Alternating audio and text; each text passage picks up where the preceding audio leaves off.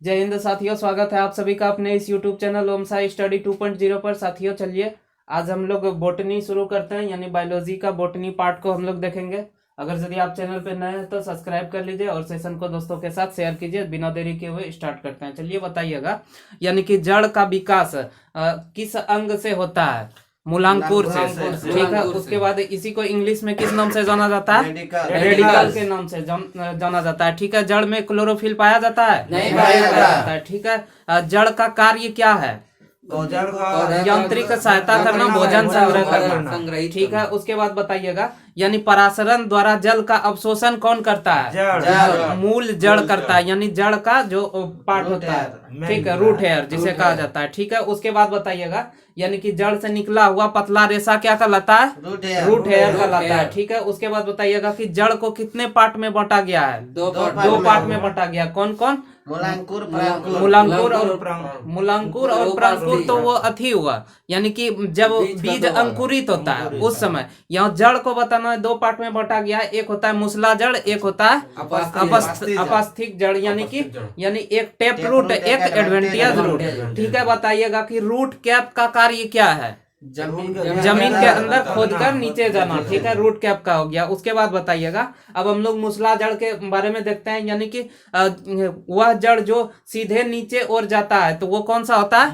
मुसला जड़। ठीक है, इसे प्राथमिक जड़ के नाम से जाना जाता है। जीवन भर पेड़ के साथ कौन सा जड़ रहता है? मुसला जड़ रहता है। इसे काटने पर पौधे पर क्या प्रभाव पड़ता है? सूख जाता है। जैसे यह किस किस पेड़ में पाया जाता है मुसला जड़? एक दूगों का आम, नीम। ठीक है, उसके बाद अब अपस्थानिक जड़ यानी एडवेंटियस रूट के बारे में हम लोग देखते हैं। ठीक है, यह जड़ भूमि के बाहर होता है। ठीक है, इसे यांत्रिक यह पेड़ को यांत्रिक सहायता देता है। ठीक है, इसे द्वितीय जड़ के नाम से जाना जाता है, यानी कुछ समय बाद यह जड़ क्या होता है? स्वतः ही जड़ जाता है। इसे काटने पर पेड़ पौधे क्या सूखते हैं? नहीं सूखते हैं। ठीक है, उसके बाद देखिए, बताइएगा कि यह जड़ किस किस में पौधे में पाया जाता है? पीपल, बरगद, गन्ना, मकई, यानी कि सहायता देने वाला एडवेंटियस रूट। ठीक है, उसके बाद बताइएगा कि इंसुलिन की प्राप्ति किस की जड़ से प्राप्त किया जाता है? दहेलिया जड़ से। दहेलिया की जड़ से इंसुलिन प्राप्त किया जाता है। बताइएगा, पादपों के अध्ययन को किस नाम से जाना जाता है? पादपों के अध्ययन किसके अंतर्गत किया जाता है? बोटनी के अंतर्गत किया जाता है। ठीक है, इसके जनक कौन सा है? थियोप्रेस्टस। ठीक है, पेड़ पौधे के बाहरी अध्ययन को क्या कहा जाता है? मोर्फोलॉजी। ठीक है, पेड़ पौधे का वह भाग जो जमीन के नीचे रहता है उसे क्या कहा जाता है? रूट। और पेड़ पौधे का वह भाग जो जमीन से ऊपर का रहता है उसे सूट कहा जाता है। ठीक है, जड़ जो होता है यह क्या होता है? प्रकाश के विपरीत दिशा में। ठीक है, और यानी प्रकाश के विपरीत दिशा में और गुरुत्वाकर्षण के दिशा में। ठीक है, कार्य करता है, यानी पॉजिटिव कार्य करता है, यानी पॉजिटिव फोटोट्रॉप्स हो जाएगा, यानी निगेटिव फोटोट्रॉप्स, पॉजिटिव जियोट्रॉप। ठीक है, उसके बाद बताइएगा कि कुछ जड़ जो भोजन के काम में आते हैं, जैसे एक दूगों का उदाहरण दीजिए। गाजर, मूली, सलजम, चुकंदर, सुथनी, ये सब क्या होता है? भोजन के रूप में काम आते हैं। यानी अब अधिपादप यानी कि वायवीय मूल देख लेते हैं। वायवीय मूल होता है यह दूसरे पौधे पर उगते हैं। दूसरे पौधे पर उगने वाले जड़ को क्या कहा जाता है? वायवीय मूल कहा जाता है। ठीक है, उससे केवल यानी कि मतलब भोजन का सहायता के लिए यह दूसरे पौधे पर उगता है। जैसे कि इसका एग्जांपल एक दूगो दीजिए, तो इसका एग्जांपल है आर्किड का पौधा। कौन सा है? वायवीय जड़। ठीक है, वायु से नमी ग्रहण करता है यह वायवीय जड़। दुनिया का सबसे छोटा बीज अगर यदि पूछा जाए तो किस पौधे का होता है? आर्किड का होता है। ठीक है, उसके बाद बताइएगा कि यानी कि जड़ को तीन भाग में बांटा गया। एक होता है स्तंभ मूल, एक अवस्तंभ मूल, एक आरोही मूल। ठीक है, यानी स्तंभ मूल जो कि बिल्कुल सीधा होता है, जैसे किसमें होता है? पीपल और बरगद में। और अब स्तंभ मूल थोड़ा सा तिरछा होता है, जैसे कि गन्नों के जड़ के पास देखते होंगे, हाँ, मकई या गन्ना। उसके बाद एक होता है आरोही मूल जो कि पौधे को ऊंचाई पर चढ़ने में मदद करता है, जैसे कि मनी प्लांट हो गया। उसके बाद पान का पत्ता हो गया। ठीक है, उसके बाद बताइएगा कि वह पौधा जो दूसरे पौधे पर उगते हैं उसे आंतरिक सहायता और भोजन दोनों लेते हैं। उस पौधे को क्या कहा जाता है? परजीवी पौधा यानी परजीवी मूल कहा जाता है। जैसे कि एग्जांपल में क्या हो जाएगा? अमरबेल, कसकुटा, ये सभी एक लता का रूप है जो कि परजीवी होता है। ठीक है। जड़ ऊपर की ओर एक प्रेशर लगाता है, जिसे कौन से प्रेशर के नाम से जाना जाता है? Root pressure. ठीक है। रूट प्रेशर के कारण ही अगर यदि हम लोग पेड़ पे मतलब थोड़ा सा कट लगाते हैं तो उससे दूध बाहर निकलने लगता है। ठीक है। और फूल के ऊपर जो पानी जो रहता है तो वो भी रूट प्रेशर के कारण ही बाहर निकलता है। ठीक है। बताइएगा अब हम लोग तनों की ओर चलते हैं। ठीक है। एक जड़ छूट गया है जो कि होता है कि प्रकाश संश्लेषण का कार्य करता है। वह जड़ किसका होता है? सिंघाड़ा का होता है। सिंघाड़ा पौधा जो होता है। ठीक है। उसके बाद बताइए, अब तना चलते हैं। तना यानी कि इसका इंग्लिश स्टेम होता है। इसका विकास किससे होता है? मूलांकुर या प्रांकुर से? प्रांकुर से विकास होता है तना का। ठीक है। यह पौधे का महत्वपूर्ण भाग होता है। तना को छील देने पर सर्वाधिक हानि होती है। तना में क्या पाया जाता है? नोड और इंटरनोड पाया जाता है। तना कितने प्रकार के होते हैं? 3 प्रकार के होते हैं। कौन कौन? वायवीय तना, अर्धवायवीय तना और भूमिगत तना। ठीक है। यानी भूमि के ऊपर जो तना पाया जाता है उसे कौन सा तना कहा जाता है? वायवीय तना। जैसे इसका एग्जांपल हो जाएगा आम, इमली, बरगद, सब्जी सब जो होता है, इस सब का तना जो होता है वायवीय होता है। और बताइएगा कि दूसरा बताइएगा कि जो कि आधा भूमि के अंदर आधा ऊपर रहता है उसे कौन से तना? अर्धवायवीय तना कहा जाता है। ठीक है। जैसे इसका एग्जांपल हो जाएगा कौन कौन? घास, दूब, जलकुंभी, ये सब अर्धवायवीय तना हो गया। ठीक है। उसके बाद बताइएगा कि वह तना जो कि भूमि के अंदर होता है उसे किस नाम से जाना जाता है?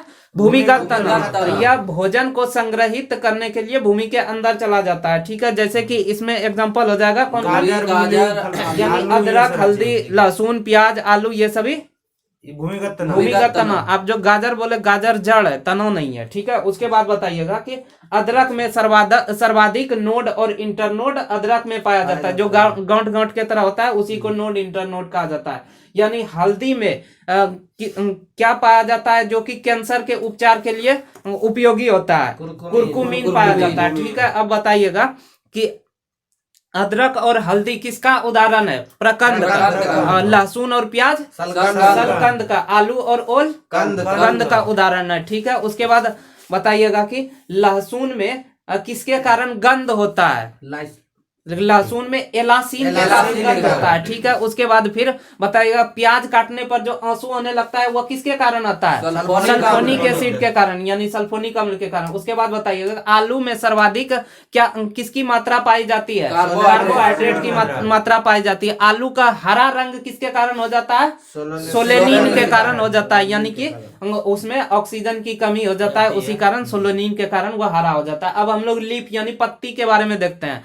ठीक है। बताइएगा कि प्रकाश संश्लेषण के फलस्वरूप गैसों का बाहर निकालना किसके द्वारा होता है? पत्तियों के द्वारा होता है। यानी कि उसमें पत्ती में जो छोटे छोटे छिद्र पाए जाते हैं यानी रंध्र पाए जाते हैं उसे किस नाम से जाना जाता है? स्टोमेटा या रंध्र के ही नाम से जाना जाता है। ठीक है। बताइएगा आंतरिक जल को पत्तियां यानी स्टोमेटा के द्वारा वाष्पोत्सर्जन करके उड़ा देता है। ठीक है। बताइएगा वाष्प उत्सर्जन एक कैसी प्रक्रिया है? जल हानि की प्रक्रिया है। ठीक है। इसमें जल और उष्मा दोनों क्या होता है? बाहर निकल जाता है। ठीक है। इस कारण ठंडी के दिनों में उष्मा बचाने के लिए पत्तियां अपने क्या करती है? गिरा देती है। ठीक है। जल को बचाने के लिए पौधे पतझड़ के मौसम में पत्तियों को गिरा देती है। ठंडी के मौसम में क्यों गिराती है? उष्मा बचाने के लिए। और यानी गर्मी के दिनों में, पतझड़ के दिनों में अपने पानी को बचाने के लिए पत्तियां गिरा देती है। ठीक है। उसके बाद पत्तियों का मुख्य कार्य क्या है? प्रकाश संश्लेषण और वाष्पोत्सर्जन और गैस का विनिमयकरण करना। ठीक है। उसके बाद बताइएगा पत्तियों में पत्तियों का हरा रंग किसके कारण होता है? क्लोरोफिल के कारण होता है। ठीक है। उसके बाद बताइएगा पत्तियों में स्टार्च यानी स्टार्च का उपयोग किसकी जांच के लिए किया जाता है? आयोडीन की जांच के लिए किया जाता है। ठीक है। उसके बाद बताइएगा कि पत्तियों के प्रकार बताइएगा। पत्ती के कितना प्रकार होते हैं? 2 प्रकार। एक होता है सरल पत्ती, एक होता है संयुक्त पत्ती। ठीक है। सरल पत्ती बताइएगा यानी कि जैसे कि इस लीप यानी कि उसमें जो सरल पत्ती होता है उसका किनारा जो होता है कटा कटा नहीं रहता है, ठीक है। उसके बाद यानी कि लीफ मार्जिन नहीं रहता है, जैसे कि आम का, पीपल का, बरगद का, केला का, ये सभी सरल पत्ती होता है। और संयुक्त पत्ती जो होता है उसका लीफ मार्जिन क्या होगा, कटा कटा हुआ रहेगा, जैसे कि एग्जांपल में गुलाब का, नीम का, नीम सब में देखते होंगे कटा, इमली का। उसके बाद बताइएगा पत्तियों के सिरा विन्यास के अनुसार कितने भागों में बांटा गया है, 2 भागों में। कौन कौन, एक होता है जालीनुमा और एक होता है समांतर, ठीक है, जालीनुमा और समांतर। यानी कि जालीनुमा पहचानने पर आपको द्विबीजपत्री पौधा को भी आप पहचान सकते हैं। यानी कि जालीनुमा जिसमें संरचना रहेगा पत्ती में, वह क्या होगा, द्विबीजपत्री पौधा होगा, जैसे कि आम, जामुन ये सभी द्विबीजपत्री है। और जिसमें समांतर सिरा विन्यास रहेगा तो वो क्या हो जाएगा, एक बीजपत्री हो जाएगा, जैसे कि केला, धान, गेहूं, ये सभी क्या होता है, एक बीजपत्री, ठीक है। पत्तियों का रूपांतरण, ठीक है। अब बताइएगा कि मरुस्थलीय क्षेत्रों में पत्तियां जो है कांटे के रूप में ले लेती है। मरुस्थल में उगने वाले पौधे को किस नाम से जाना जाता है, जीरोफाइट के नाम से जाना जाता है, ठीक है। एक होता है कि मतलब पत्ती का रूपांतरित पौधे नाइट्रोजन की कमी को पूरा करने के लिए घड़ा का रूप ले लेती है, जिसमें कि कीट आने के बाद उसे वह खा के पचा लेता है और अपना नाइट्रोजन मतलब पूरा कर लेता है। इस पौधे को किस नाम से जाना जाता है, घटपर्णी, यानी कि पीचर प्लांट के नाम से जाना जाता है। इसी का और भी उदाहरण देखते हैं तो इसमें आ जाता है पिंगुएला और नेफेंथीज। नेफेंथीज भी पौधा क्या होता है, कीट भक्षी पौधा होता है, ठीक है। उसके बाद बताइएगा पत्तियों का रूपांतरण, इसमें हम लोग देख लिए। अब देखना है कि मरुस्थल में उगने वाले पत्ती को क्या, पौधे को क्या कहा जाता है, जीरोफाइट कहा जाता है, ठीक है। ये पत्ती क्या होता है, कांटे का रूप ले लेता है, ठीक है। सब्जियों में पत्तियां स्प्रिंग के समान संरचना बनाती है, जिसे प्रोटॉन या टेंड्रिल कहते हैं, ठीक है। उसके बाद अब हम लोग फूल के बारे में देख लेते हैं, यानी पुष्प, फ्लावर, ठीक है। बताइएगा कि पौधे का जनन करने वाला भाग कौन सा होता है, पुष्प होता है, ठीक है। इसका मुख्य कार्य क्या होता है, फल का निर्माण करना, ठीक है। पुष्प का अध्ययन किसके अंतर्गत किया जाता है, एंथ्रोलॉजी के अंतर्गत, ठीक है। पुष्प के कितने भाग होते हैं, 4 भाग होते हैं। एक होता है पहले दलपुंज होता है, ठीक है, जिसपे पुष्प रहता है, दलपुंज। उसके बाद फिर बाह्य दलपुंज, और उसके बाद फिर एक जयांग, एक पुमंग होता है। यानी कि मादा वाला भाग हो गया जयांग और पुरुष वाला भाग हो गया पुमंग हो गया, ठीक है। उसके बाद बताइएगा कि अब बाह्य दलपुंज को देख लेते हैं। यानी हरे रंग, बाह्य दलपुंज क्या होता है, हरे रंग का होता है। यह जब पौधा कली अवस्था में यानी जब छोटा रहता है उस समय यह पौधे को की सुरक्षा मतलब फूल की सुरक्षा प्रदान करता है, ठीक है। उसके बाद बताइएगा यानी प्रकाश संश्लेषण में यह मदद करता है, क्योंकि यह हरा रंग का होता है जब फूल छोटा रहता है, ठीक है। और बताइएगा कि बाह्य दलपुंज की इकाई क्या होता है, यानी एक एक तोड़ देंगे तो उसको किस नाम से जानेंगे, सेपल के नाम से, सेपल के नाम से। और दलपुंज इसे इंग्लिश में कोरोला कहा जाता है, ठीक है। यानी कि यह कीटों के परागण के लिए आकर्षित करता है। यानी कि दलपुंज जो होता है वह रंग बिरंगा होता है और बाह्य दलपुंज कैसा होता है, हरा रंग का होता है, ठीक है। उसके बाद फिर यह रंगीन होता है। और बताइएगा कि दलपुंज की छोटी इकाई क्या होता है, पेटल, दलपुंज का पेटल, और बाह्य दलपुंज का सेपल होता है, ठीक है। उसके बाद रात में खिलने वाले फूलों का दलपुंज कैसा होता है, सफेद रंग का होता है। जैसे कि रात रानी चमेली, उसका दलपुंज जो होता है बाहर वाला सफेद होता है। उसके बाद दिन में खिलने वाले फूलों का दलपुंज कैसा होता है, रंगीन होता है, ठीक है। लाल ही नहीं बल्कि रंगीन होता है। तथा ये क्रम समाहित होते हैं, जैसे कि गुलाब सब में हो गया, ठीक है। उसके बाद अब हम लोग देख लेते हैं जयांग, यानी कि फूल का स्त्री वाला भाग। इसे इंग्लिश में किस नाम से जाना जाता है, गाइनेसियम के नाम से जाना जाता है, ठीक है। यानी फूल का यह मादा भाग होता है। इसे 3 भागों में बांटा गया फूल के मादा भाग को। कौन कौन होता है, एक ओवरी, स्टाइल, स्टिग्मा, ठीक है। यानी कि इसे इंग्लिश में नीचे से जाइएगा अंडा, ओवरी, स्टाइल, ऊपर स्टिग्मा। हिंदी में अंडाशय, वर्तिका, वर्तिकाग्र होता है, ठीक है। उसके बाद पुरुष वाला भाग कौन सा हो जाता है, पुमंग।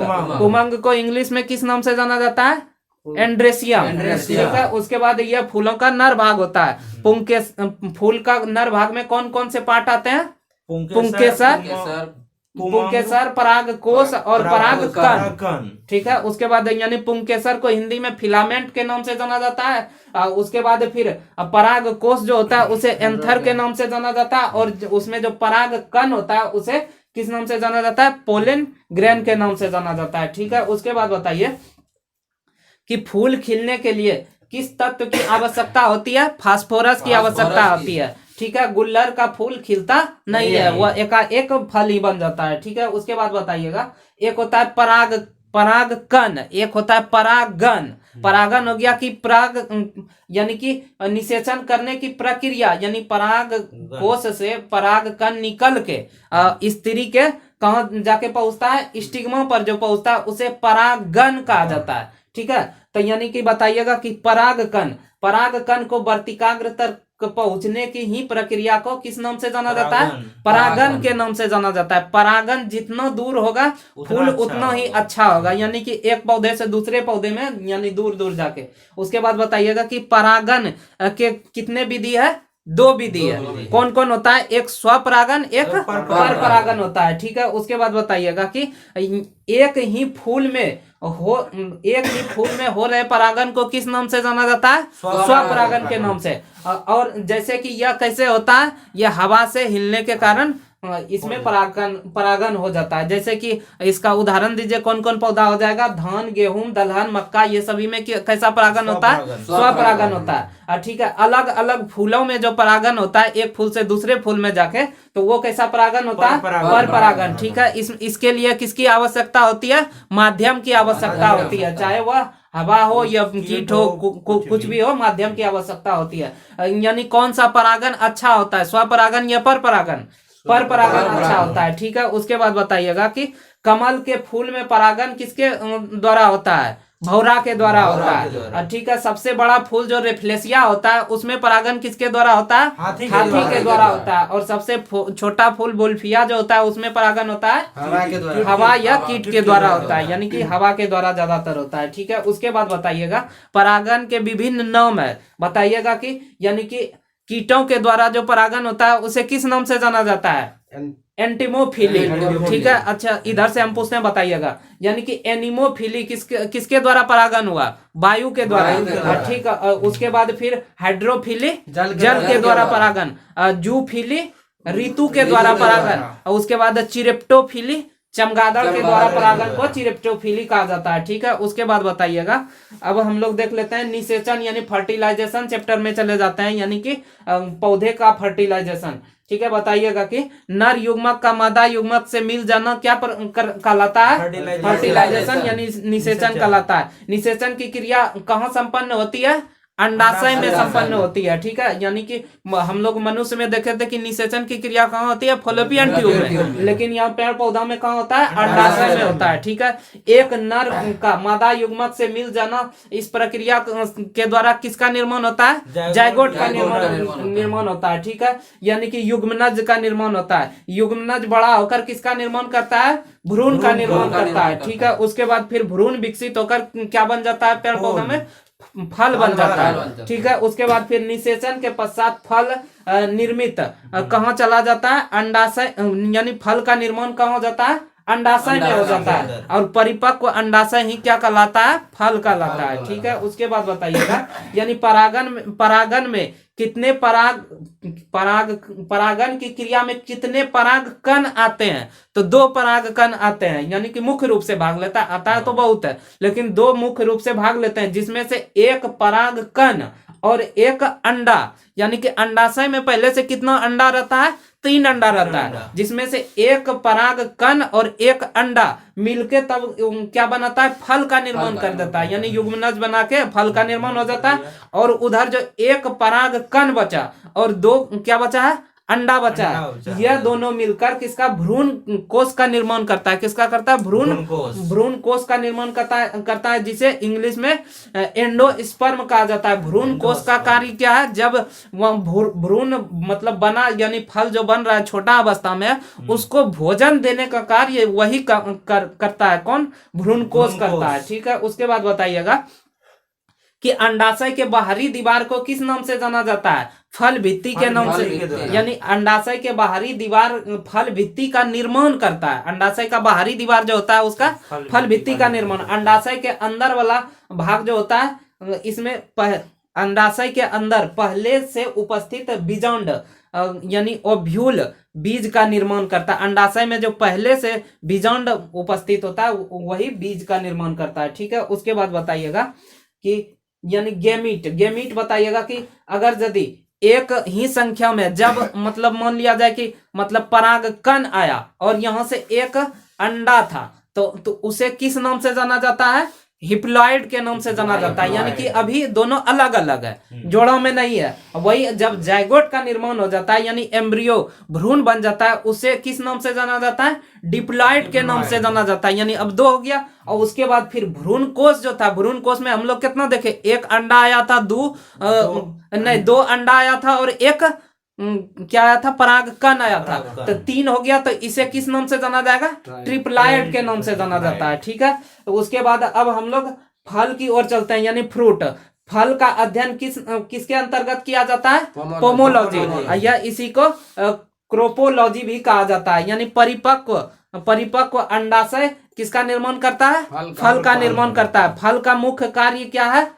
बीजों को रक्षा देना। बीजों को रक्षा देना फल का मुख्य। निषेचन के आधार पर फल को कितने भागों में बांटा गया है? 3 भागों में बांटा गया है। ठीक है, उसके बाद बताइएगा कि 3 भागों में बांटा गया। कौन कौन सा होता है? एक सत्य फल, ठीक है, असत्य फल, तीसरा अनिषेक फल।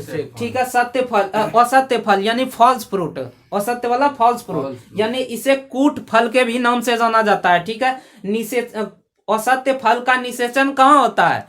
पुष्पासन में हो जाता है। यानी कि पुष्प जो हुआ जिसपे पुष्प बैठा हुआ रहता है वहां, जैसे कि पहले आया कहाँ? स्टिग्मा में जो आया था वहां से आके अंडाशय में आया, अंडाशय से भी नीचे चला जाता है कहाँ? पुष्पासन में चला जाता है। वहां अगर यदि निषेचन हुआ तो वो कौन सा फल होता है? असत्य फल होता है। ठीक है, यानी कि पुष्पासन को थैलेमस भी कहा जाता है। जैसे कि कौन कौन सा फल हो गया? सेब, अनानास, कटहल, ये सभी क्या है? असत्य फल। और सत्य फल इसका निषेचन कहाँ होता है? अंडाशय में होता है। ठीक है, जैसे कि इसका कौन कौन उदाहरण हो जाएगा? आम, जामुन, ये सभी कौन सा फल है? सत्य फल है। और एक होता है अनिषेक फल यानी कि इसे इंग्लिश में पार्थेनोकार्पी कहा जाता है। इस फल का फूल जो होता है कैसा होता है? उल्टा होता है।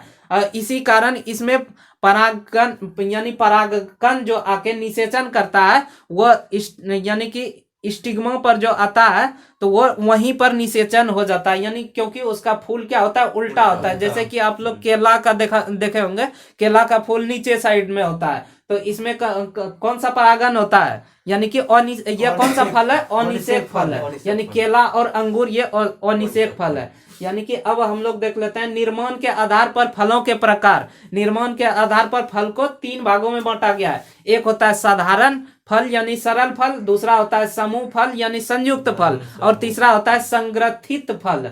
ठीक है, साधारण फल इसमें हो जाता है एक फूल से एक फल बनेगा तो उसे किस नाम से जाना जाता है? साधारण फल। जैसे कि कौन कौन हो जाएगा? आम, जामुन, बादाम, धान, गेहूं, इसमें एक फूल से एक फल। और सामूहिक या संयुक्त फल में क्या होता है?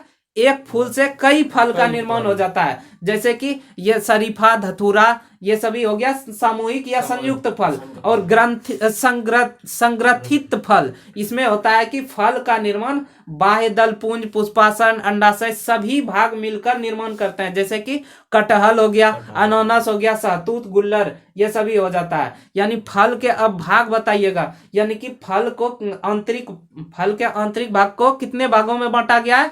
3 भागों में बांटा गया है। ठीक है, इसमें एक होता है कौन? एक बाह्य फल भित्ति यानी कि छिलका से जो सटा हुआ रहेगा उसे बाह्य फल भित्ति के नाम से जाना जाता है। यानी कि इपीकार्प उसे इंग्लिश में कहा जाता है। एक होता है मध्य फल भित्ति यानी इसे इंग्लिश में मीजोकार्प कहा जाता है। यानी ये फल का बीच वाला भाग होता है जो गुदा होता है। ठीक है, उसके बाद एक होता है आंतरिक फल भित्ति, इसे इंग्लिश में इंडोकार्प कहा जाता है। यानी यह गुठली से सटा हुआ रहता है। यानी कि फलों को इस तरह से 3 भाग में बांटा बांटा गया है। एक बताइएगा कि सूखा फल इसे इंग्लिश में ड्राई फ्रूट कहा जाता है, यानी इसमें तीनों फल वित्तियां आपस में जुड़ी हुई रहती है। जैसे कि इसका एग्जांपल क्या हो जाएगा, सूखा फल का मेवा हो जाएगा, ठीक है। उसके बाद एक होता है मांसल फल, यानी कि मांसल फल में इसमें होता है कि फल भित्ति तीनों परतें अलग अलग होती है। जैसे आम, जामुन, ये सभी कौन सा है, मांसल फल है।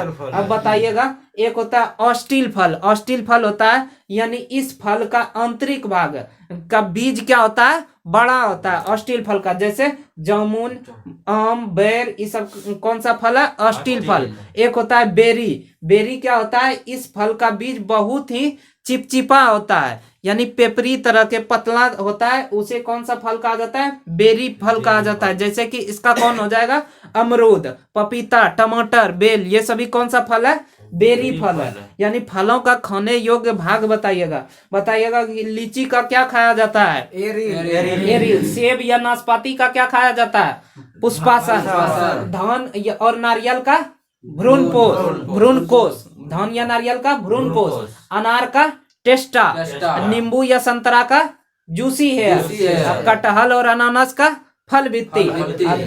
अंगूर और अमरूद का संपूर्ण फल खाया जाता है। आम और पपीता का मध्य फल भित्ति खाया जाता है। अब हम लोग बीज की ओर चलते हैं। बताइएगा कि यानी कि यह नए पेड़ों को जन्म देता है। बीज क्या करता है, नए पेड़ों को जन्म देता है। यानी कि बीज की रक्षा किसके द्वारा की जाती है, फल के द्वारा की जाती है, ठीक है। यानी बीज का निर्माण कहाँ होता है, बीजांड में। बीज का निर्माण बीजांड में होता है। बीज की बाहरी भाग को किस नाम से जाना जाता है, टेस्टा के नाम से। और आंतरिक भाग को किस नाम से जाना जाता है, टिग्मा के नाम से जाना जाता है। यानी बाहरी भाग टेस्टा, आंतरिक भाग टिग्मा। यानी बीजों में एक छोटा छिद्र पाए जाते हैं, जिससे बीज क्या होता है, जैसे कि पानी में फूलने चना को देते हैं तो वो फूल जाता है, तो उस छिद्र का नाम क्या है, माइक्रोपाइल, ठीक है। उसके बाद बताइएगा कि यानी कि बीज का ये बाहरी आंतरिक भाग देख लिए। यानी बीज को कितने भाग में बांटा गया है, 2 भाग में बांटा गया है। कौन कौन, एक बीजपत्री और द्विबीजपत्री, ठीक है। एक बीजपत्री का यानी पत्ती का बताइए तो शिरा विन्यास कैसा होगा, समांतर होगा। और द्विबीजपत्री में जालिका, ठीक है। उसके बाद एक बीजपत्री का एक दो उदाहरण दीजिए। एक बीजपत्री में धान, गेहूं, ये सभी एक बीजपत्री। उसके बाद द्विबीजपत्री में दलहन, जामुन, आम, सभी चना, सब ये क्या हो जाएगा, द्विबीजपत्री। उसके बाद अंकुरन यानी जर्मिनेशन। अब देख लेते हैं कि बीज अंकुरित कैसे होता है। बताइएगा कि बीज के निष्क्रिय अवस्था में से सक्रिय अवस्था में आना क्या कहलाता है, अंकुरन कहलाता है, ठीक है। अंकुरन के लिए कौन कौन से चीज आवश्यक होते हैं, तो इसमें अगर यदि हार्मोन में पूछा जाए तो कौन सा हार्मोन की आवश्यकता होती है, जिब्रेलिन अंकुरन के लिए। उसके बाद फिर जल की आवश्यकता होती है, आर्द्रता यानी नमी की आवश्यकता, हवा की आवश्यकता होता है, और तापमान की आवश्यकता होती है। क्या पूछेगा कि बीज के अंकुरन के लिए सूर्य प्रकाश की आवश्यकता होती है, तो नहीं होती है, ठीक है। अंकुरन के लिए सूर्य प्रकाश की आवश्यकता नहीं होती है। उसके बाद बताइएगा कि बीजों की नमी यानी आर्द्रता, ताप बचाने के लिए बीज भंडार पर पास्क लगा दिया जाता है, ठीक है। उसके बाद बताइएगा कि बैगन, टमाटर और मिर्च को अंकुरित होने के लिए इसमें सूर्य के प्रकाश की आवश्यकता होती है। यही एक अपवाद में कुछ है। उसके बाद पोषक पदार्थ हम लोग देख लेते हैं कि यानी पौधे को कौन कौन से पोषक पदार्थ चाहिए। तो ये कितने प्रकार के पोषक पदार्थ चाहिए, 2 प्रकार के, एक बृहद और एक लघु या सूक्ष्म, ठीक है। बृहद को किस नाम से इंग्लिश में क्या कहते हैं, मैक्रो, और सूक्ष्म को उल्टा हो गया ना, बृहद को माइक्रो और माइक्रो, ठीक है, सूक्ष्म को मैक्रो, ठीक है। उसके बाद बताइएगा यानी कि वह पौधे के वृद्धि में यानी कि पौधे के वृद्धि और विकास करने में कौन मदद करता है,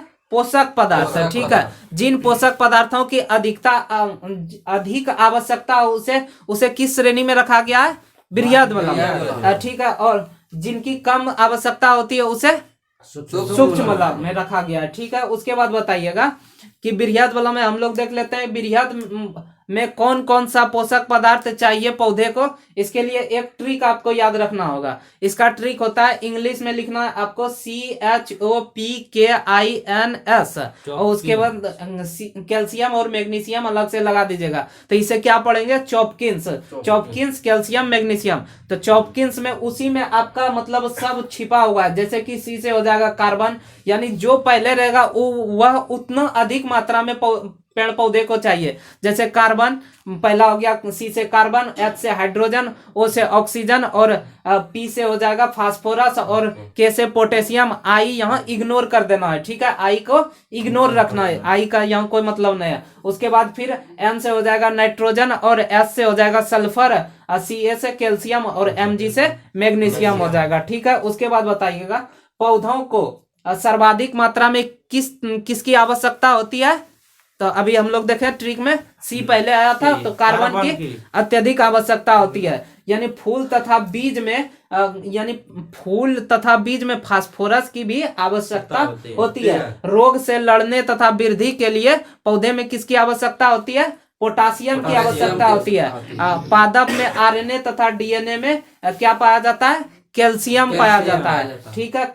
यानी क्लोरोफिल में कौन सी धातु पाई जाती है, मैग्नीशियम पाया जाता है, ठीक है। उसके बाद बताइएगा पौधे को आयोडीन की आवश्यकता नहीं होती है, लेकिन एक पौधा है जिसे आयोडीन की आवश्यकता होती है, वह कौन सा है, नारियल का पौधा, ठीक है। पौधे नाइट्रोजन को नाइट्रेट में रूपांतरित करके ग्रहण करता है। तो यह प्रक्रिया कौन पूर्ण करता है, कौन सा जीवाणु, राइजोबियम जीवाणु, ठीक है। उसके बाद बताइएगा, अब देख लेते हैं सूक्ष्म पोषक पदार्थ। इसके लिए आपको एक ट्रिक याद रखना है, मन को जीत कल मत बोल फनी। इसको इंग्लिश में आप लिखिएगा, लेकिन पढ़िएगा हिंदी में। मन को लिखिएगा MN, CO से को, ZN से जीत, CL से कल, MO से मत, BR से बोल, FE से फनी, FE से फ हो जाएगा, NI से नी हो जाएगा। इसी को लिख के, जैसे कि MN से क्या हो जाएगा, मैग्नीज, CO से कोबाल्ट, ZN से जिंक, CL से क्लोरीन, और MO से मोल्बिडेनम, BR से ब्रोमीन, और FE से आयरन, और NI से निकेल। यानी मन को जीत कल मत बोल फनी, ठीक है। पादप में वृद्धि के लिए जिंक की आवश्यकता होती है। पादपों में सबसे कम मात्रा में किस धातु की आवश्यकता होती है, लोहा की कम आवश्यकता होती है। लोहे को खाद्य रूप में प्रयोग नहीं किया जा सकता है, ठीक है। बताइएगा पादपों का आर्थिक महत्व क्या क्या है, बताइएगा कि यानी कि कुनेन की प्राप्ति किससे की जाती है, सिनकोना के छाल से, जिसका उपयोग किसके इलाज में किया जाता है, मलेरिया के इलाज में किया जाता है, ठीक है। उसके बाद जो कि अभी कौन सा मतलब दवाई आ गया है मलेरिया के उपचार के लिए, हाइड्रोक्लोरोक्विन, यानी क्लोरोक्विन का। बताइएगा कि गला को साफ करने में किसकी जड़ का उपयोग करते हैं, मुलेठी का जड़। और मेमोरी पावर को बढ़ाने के लिए किसका उपयोग करते हैं, ब्राह्मी का जड़। ब्राह्मी एक पौधा होता है, उसका जड़। उसके बाद फिर सांप के जहर को निष्क्रिय करने के लिए किसका प्रयोग किया जाता है, सर्पगंधा का, ठीक है। उसके बाद बताइएगा कि कॉफी जो होता है किससे प्राप्त होता है, पौधे के बीज से। कॉफी पौधे के बीज से। कॉफी में क्या पाया जाता है, कैफीन पाया जाता है। यानी कॉफी का कार्य क्या है, यह नींद नहीं आने देता है, ठीक है। उसके बाद बताइएगा चाय किससे प्राप्त किया जाता है, पत्ती से, चाय पत्ती से। चाय में पाया क्या जाता है, थीन पाया जाता है, और टेनिन भी पाया जाता है, ठीक है। उसके बाद फिर चाय का कार्य क्या है, यानी थकान नहीं आने देता है चाय, ठीक है। उसके बाद फिर बताइए कपास किससे प्राप्त किया जाता है, पौधे के बीज से, ठीक है। उसके बाद कपास का क्या कार्य होता है, कपड़ा तैयार करना, उसके रेशे से कपड़ा तैयार। सफेद सोना के नाम से किसे जाना जाता है, कपास को जाना जाता है, ठीक है। उसके बाद फिर पटसन यानी जूट। पटसन की प्राप्ति पौधे के किस भाग से होता है, तना से होता है। इसी से बोरा सब जो बनाया जाता है पटसन से। अब पूछा जाएगा सुनहरा रेशा या गोल्डन फाइबर के नाम से किसे जाना जाता है, तो पटसन यानी जूट को जाना जाता है। उसके बाद बताइएगा कि दालचीनी की प्राप्ति पौधे के किस भाग से होता है, छाल से होता है, ठीक है। लौंग की प्राप्ति किससे होता है, पुष्प की कली से प्राप्त होता है। हींग की प्राप्ति किससे होता है, जड़ से, ठीक है। अफीम, चरस, कोकीन, हशीश यानी भंग, भंग को ही हशीश कहा जाता है। हीरोइन, ब्राउन शुगर, गांजा, मेरिजुआना यानी मादक पदार्थ, ये सभी पौधे के किस भाग से प्राप्त होता है? पत्ती से प्राप्त होता है। यानी भंग, गांजा, तंबाकू में कौन सा मतलब मादक पदार्थ पाया जाता है? निकोटीन पाया जाता है, ठीक है। उसके बाद फिर बताइएगा कि तंबाकू यानी तंबाकू, गांजा, भंग में हम लोग देख लिया कि निकोटीन पाया जाता है। अब बताइएगा कि मच्छर यानी मच्छर कॉइल जो बनाया जाता है तो वो किससे प्राप्त किया जाता है? यानी कि पौधे से ही वो भी बनाया जाता है, मच्छर कॉइल जो बनता है। उसके बाद फिर पादप हार्मोन देख लेते हैं। यानी कि हार्मोन का क्या कार्य होता है? पादप में उत्तेजना पैदा करना, ठीक है। पादप हार्मोन को फोटो हार्मोन के नाम से भी जाना जाता है, ठीक है। उसके बाद पादप हार्मोन कितने प्रकार के होते हैं? मुख्यतः 2 प्रकार के होते हैं। कौन कौन? एक वृद्धि वर्धक, एक वृद्धि रोधक, ठीक है। उसके बाद फिर वृद्धि वर्धक के अंतर्गत कितने हार्मोन आते हैं? तो 5 प्रकार के आते हैं। और वृद्धि रोधक के अंतर्गत कितने आते हैं? 2 प्रकार के आते हैं, ठीक है। वृद्धि वर्धक के अंतर्गत 5 आते हैं, उसका नाम बता देते हैं जल्दी से। एक होता है ऑक्सिन हार्मोन, दूसरा जिब्रेलिन, तीसरा साइटोकाइनिन, और उसके बाद चौथा हो गया ट्राइमेटिन हार्मोन, और 5वां हो गया फ्लोरोजेंस हार्मोन, ठीक है। बताइएगा कि यानी कि ऑक्सिन हार्मोन पौधे के किस भाग में पाया जाता है? ऊपरी भाग में पाया जाता है, ठीक है। यानी कि पौधे के ऊपरी भाग में ऑक्सिन पाया जाता है, इसीलिए पौधे की मोटाई को बढ़ने में वह रोकता है। यानी कि पौधे की मोटाई को बढ़ने नहीं दिया जाता, इसीलिए माली सब जब छोटा पौधा रहता है तो उसका ऊपरी भाग क्या करता है? काटते रहता है, ताकि उसका साइड वाला भाग भी चौड़ा हो सके यानी मोटा हो सके। यानी कि उसके बाद बताइएगा कि पौधे के प्रकाश की ओर जो है, पौधा जो है प्रकाश की ओर जो बढ़ता है वह किस हार्मोन के कारण ही बढ़ता है? ऑक्सीन के कारण ही बढ़ता है, ठीक है। यानी कि यह प्रकाश के अनुवर्ती हो जाता है। जैसे कि एक फूल का नाम बताइए, एक पौधा का नाम बताइए, कौन सा है वो जो कि सूर्य के प्रकाश की ओर जाता है? सूर्यमुखी, ठीक है। उसके बाद बताइएगा कि यानी कि पौधे की वृद्धि को किस यंत्र के द्वारा मापा जाता है? ऑक्सीनोमीटर के द्वारा मापा जाता है, ठीक है। जगदीश चंद्र बसु ने पहले इस मशीन को बनाया था, इसका पहले नाम था क्रेस्कोग्राफ, उसी को मतलब संशोधित करके अब उसका नाम क्या रख दिया है? ऑक्सीनोमीटर रख दिया है। उसके बाद भी बताइएगा कि पौधे के वृद्धि को नियंत्रित कौन सा हार्मोन करता है? ऑक्सीन। पौधे की वृद्धि को नियंत्रित जिब्रेलिन करता है, और वही अंकुरन में मदद कौन करता है? जिब्रेलिन करता है, ठीक है। उसके बाद फिर बताइएगा कि कोशिका का विभाजन कौन सा हार्मोन करता है? साइटोकाइनिन हार्मोन, ठीक है। यानी अंगों का निर्माण, प्रोटीन तथा आरएनए का संश्लेषण कौन करता है? Cytokinin hormone. उसके बाद फिर बताइएगा कि घाव को भरने में मदद कौन सा हार्मोन करता है? ट्राउमेटिन हार्मोन। ट्राउमेटिन हार्मोन घाव को भरने में, यानी कि इसमें डाइकार्बोक्सिलिक अम्ल पाया जाता है। उसके बाद फूल खिलौने वाला हार्मोन कौन होता है? फ्लोरिजेंस हार्मोन होता है। यानी कि यह बनता कहाँ है? पत्ती में, लेकिन खिलाता है फूल, फ्लोरिजेंस हार्मोन। एक होता है वृद्धि रोधक हार्मोन। वृद्धि रोधक हार्मोन, इसका कार्य क्या होगा? पौधे की वृद्धि को रोकना। जैसे कि इसमें हो गया पहला एब्सेसिक एसिड, इसे इन शॉर्ट में ए बी लिखा हुआ रहेगा, यानी यह पौधे की वृद्धि को रोक देता है, अंकुरन तथा कोशिका विभाजन को रोक देता है, ठीक है। उसके बाद फिर बताइएगा कि एक होता है वृद्धि रोधक हार्मोन एथिलीन। एथिलीन का सूत्र क्या होता है? एथिलीन का सूत्र होता है C2H4 होता है। यानी कि प्राकृतिक रूप से फल को पकाने के लिए किसका उपयोग किया जाता है? एथिलीन का प्रयोग किया जाता है, ठीक है। उसके बाद बताइएगा कि कोशिका विभाजन को रोकता, यानी ए हार्मोन देख लिए थे। उसके बाद कि यानी कि पौधे में जो होता है, यानी फल को कृत्रिम रूप से पकाने के लिए किसका उपयोग किया जाता है? एसिटिलीन। वही प्राकृतिक रूप से जो फल पकता है तो वह किससे पकता है? एथिलीन के कारण, ठीक है। उसके बाद बताइएगा, यानी अब हम लोग खरपतवार को देख लेते हैं। यानी कि खेत में फसल के साथ साथ निकलने वाले अनावश्यक पौधे को किस नाम से जाना जाता है? खरपतवार के नाम से जाना जाता है। पौधे की वृद्धि को कौन रोक देता है? खरपतवार रोक देता है, ठीक है। उसके बाद बताइएगा कि ऑक्सीन हार्मोन जो होता है वह खरपतवार को नाश कर देता है, ठीक है। यानी बताइएगा कि और खरपतवार नाशक एक होता है 2,4-D होता है, एड्राजीन होता है, उसके बाद क्योटा क्लोर होता है। उसके बाद बताइएगा कि पादप कुल या पादप फैमिली, इसी में देख लेते हैं कि यानी कौन किसके अंतर्गत आता है। यानी कि पादप के अध्ययन की सुविधा के अनुसार इसे कुल यानी फैमिली में बांटा गया। जैसे बताइएगा कि यानी क्रूसीफेरी यानी कि कुकर बिटेसी के अंतर्गत कौन कौन आता है।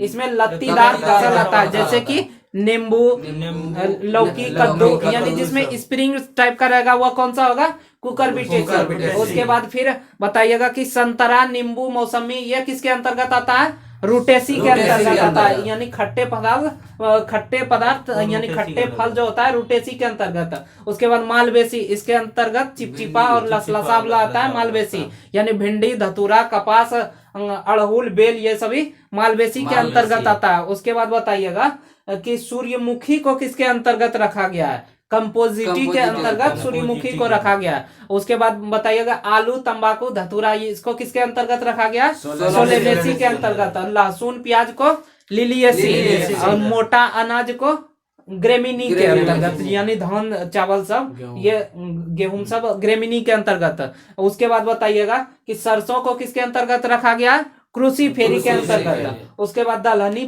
फसल को किसके अंतर्गत रखा गया, लेग्यूमिनेसी के अंतर्गत। और कटहल को किसके अंतर्गत रखा गया, मोरासिया के अंतर्गत रखा गया। ठीक है, आज यहीं तक रखते हैं। उसके बाद फिर कल अगले वीडियो में मिलेंगे। अगर यदि आप चैनल पे नए हैं तो चैनल को सब्सक्राइब कर लीजिए और सेशन को दोस्तों के साथ शेयर कर दीजिए।